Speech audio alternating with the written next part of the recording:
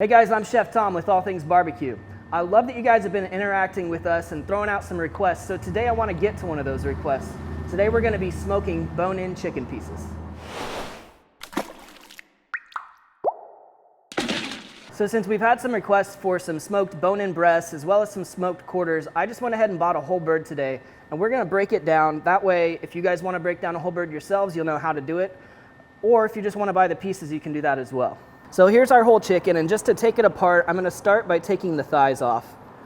And to do that, we'll just cut right where the thigh meets the rest of the body and along the backbone. And then you can see this joint pops out, and that tells you right where you can cut. Comes off really easy.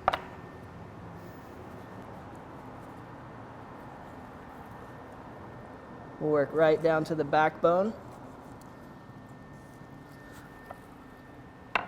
Let's pop that joint again. It's right there. And then we can easily cut right through that.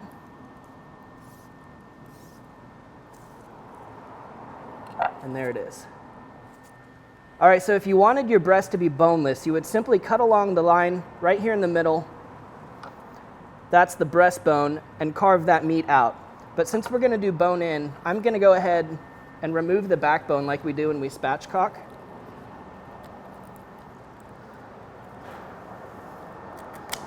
By just cutting right alongside the backbone.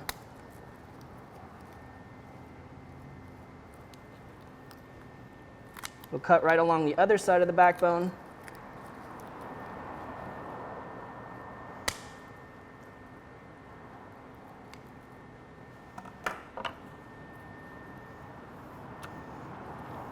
And now we're just left with the breast and the wings.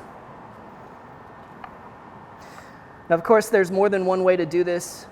If you wanted to, you could spatchcock it originally. Just take the backbone out and then cut the thighs off. There's really no wrong way to do this, as long as you're isolating the pieces the way you want to. Now, for the sake of ease, I'm just going to push this down. Break that backbone. And then I can come along here with my knife and cut that in half. Now we've got two bone-in halves. So if you want to, you can remove the wings. I'm going to go ahead and keep them there for our cook today. So to really maximize the tenderness and the moisture retention and the flavor in the finished product, what we want to do is start by brining this chicken. We're using a product today by Sweetwater Spice that also uses apple juice, which is a little bit acidic, to help break down the meat. So it's got a couple of really cool things that it can do. Not only does it moisturize, not only does it tenderize, but it also adds some flavor. Obviously, we're getting the flavor from the apple juice, but it's also got some chipotle and some other flavors in there as well. To really allow this brine to penetrate, we're going to just pull this skin back, although we'll leave it attached so we can put it back before the cook. And this will expose the meat. And then we'll go ahead and place these in our zip top bag.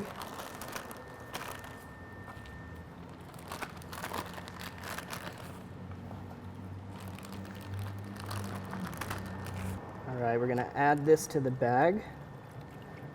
And this product calls for cutting this brine down with equal parts water, so we'll add that to the bag as well. Let's close this up, mix it around.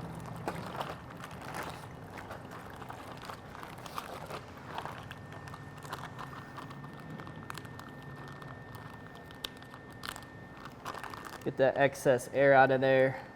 And then we'll throw this in the fridge for about 45 minutes. All right, our chicken's been sitting for about 45 minutes to an hour in the fridge inside the brine, and it's time now to take it out and get it seasoned up for the grill. Now, just to soak up some of this excess moisture, I'm going to place this on a paper towel.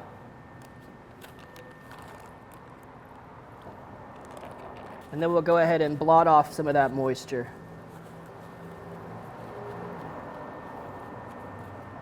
That's okay to leave a little bit on there because it's going to help to bind our rub to the meat. Feel free to use your favorite barbecue rub, your favorite chicken rub. For us today, we're going to be using the Oak Ridge Secret Weapon, which is a really great pork and chicken rub. It's got plenty of sweetness to it, but it also has some really interesting savory elements like some shallot and some garlic, and there's some chilies in there too.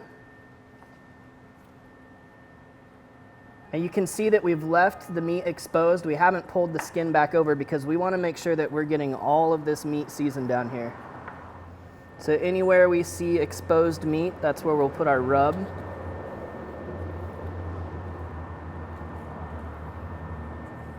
Once it begins to look wet on the surface like it kind of does here, we'll go ahead and pull the skin back into place to help keep all that moisture inside while it's smoking.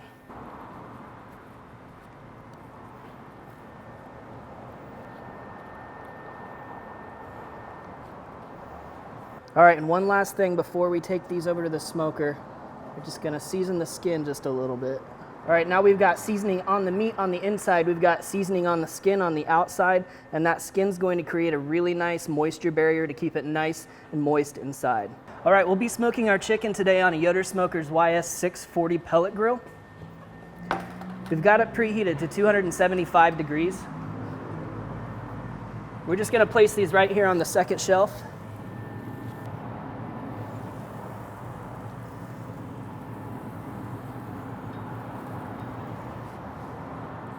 So the game plan for this is to do kind of a reverse sear. We're gonna let these guys smoke probably for 45 minutes to an hour, then crank the pit up, because one thing that you don't get with smoked chicken is a crispy skin. So we wanna just finish it right over the firebox, high heat, so we get some nice texture on the outside.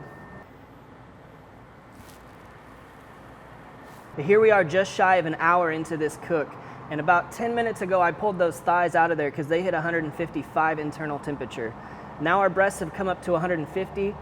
Both pieces I want to give about 10 more degrees, but we're going to do that skin side down, high heat. So now I'm going to pull these out and turn this pit up. I will just turn this guy all the way up to 425 degrees.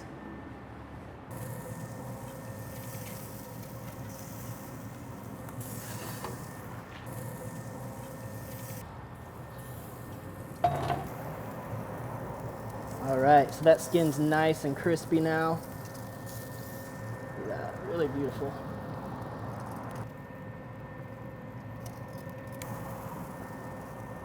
All right, we got some really nice color on the outside of this skin. It's crisped up nicely. Now the one last thing we want to do is hit it with a little bit of barbecue sauce while it's nice and hot. Now this is one of my favorite new barbecue sauces. It's the Hot Head from Plowboy's Barbecue. And it's a habanero barbecue sauce, so it's got a little extra kick to it. Just brush on just a little bit here, and this is hot enough that it's gonna tack up real nicely.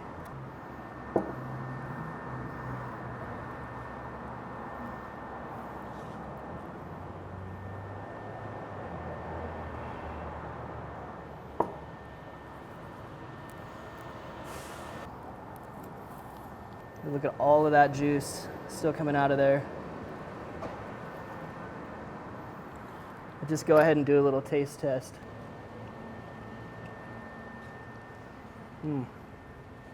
Fantastic chili flavor. You're getting the heat from the habanero barbecue sauce.